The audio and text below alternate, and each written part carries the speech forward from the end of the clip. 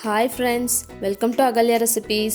இன்றைக்கி நம்ம சேனலில் எல்லாருக்கும் ரொம்ப பிடிச்ச ஒரு ஸ்வீட் ரெசிபி தான் பார்க்க போகிறோம். இது 80s 90s கிட்ஸ்க்கெலாம் மறக்கவே மாட்டாங்க. கண்டிப்பாக இப்போயும் மிஸ் பண்ணிட்டு தான் இருப்பாங்க. இனிமேல் மிஸ் பண்ண வேணாம், நம்மளே அதை செஞ்சு சாப்பிட்லாம். என்ன ரெசிபின்னு கண்டுபிடிச்சிருப்பீங்கன்னு நினைக்கிறேன். இல்லையா? பரவாயில்ல, வாங்க என்னன்னு பார்க்கலாம்.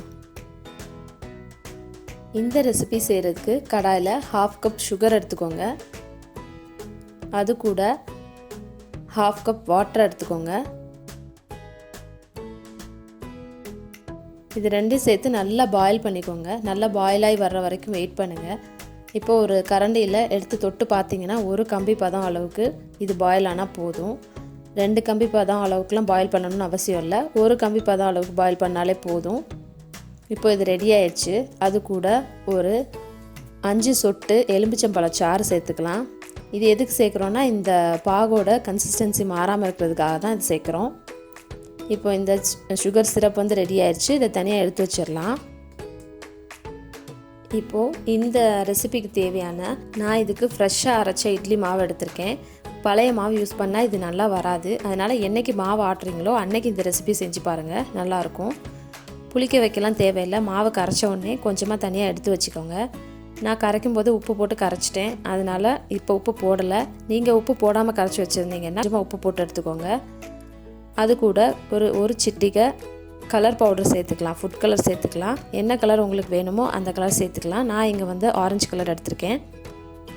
அதை கொஞ்சமாக போட்டு மிக்ஸ் பண்ணிவிட்டு நல்லா கலந்து விட்டதுக்கப்புறம் ஒரு கடாயில் கொஞ்சமாக எண்ணெய் விட்டு ஆயில் சூடானதும் அதை குட்டி குட்டி பால்ஸாக ஒரு ஸ்பூன் யூஸ் பண்ணி போட்டு பொரிச்சிக்கலாம். ஒரு 2 நிமிஷம் இது வெந்தாலே போதும். நல்லா அழகாக உப்பி அதுவே வர ஆரம்பிக்கும். நல்லா 2 பக்கமும் திருப்பி போட்டு நல்லா ஃப்ரை பண்ணிக்கோங்க. ஒரு 2 நிமிஷம் ஃப்ரை பண்ணால் போதும். ரொம்ப நேரம் விட்டிங்கன்னா கருகின மாதிரி ஆயிரும். அதனால் ஒரு 2 நிமிஷம் இருந்தாலே போதும். 2 பக்கமும் திருப்பி போட்டு ஈக்குவலான கலரில் வேக வச்சு எடுத்துக்கோங்க. பழைய மாவு இதுக்கு யூஸ் பண்ணலாம். ஏன் பண்ணக்கூடாது அப்படின்னா, நிறைய ஆயில் குடிக்கும். அதோடு அதில் புளிப்புத்தன்மை ஜாஸ்தியாக இருக்கும். அது நல்லா இருக்காது. நம்ம தேன் மிட்டாய் எப்போயுமே இனிப்பாக தானே சாப்பிட்ருக்கோம். அதனால தான் இந்த மாதிரி ஃப்ரெஷ்ஷாக அரைச்ச மாவு யூஸ் பண்ணணும். பாருங்கள், நல்லா ஃப்ரை ஆயிடுச்சு. நல்லா பார்க்குறதுக்கே அப்படியே பொசு பொசுன்னு இருக்க மாதிரி இருக்கும். அந்த டைமில் நம்ம இதை எடுத்துடலாம். நம்ம தேன் மிட்டாய் பால்ஸ் எல்லாம் ரெடி ஆயிடுச்சு. இப்போ நம்ம ஆல்ரெடி ப்ரிப்பேர் பண்ணி வச்சுருக்க சுகர் சிரப் எடுத்துக்கோங்க. அந்த சுகர் சிரப்பில் இந்த எல்லா ஃப்ரை பண்ணி வச்சுருக்க பால்ஸையுமே அதில் ஆட் பண்ணிக்கோங்க.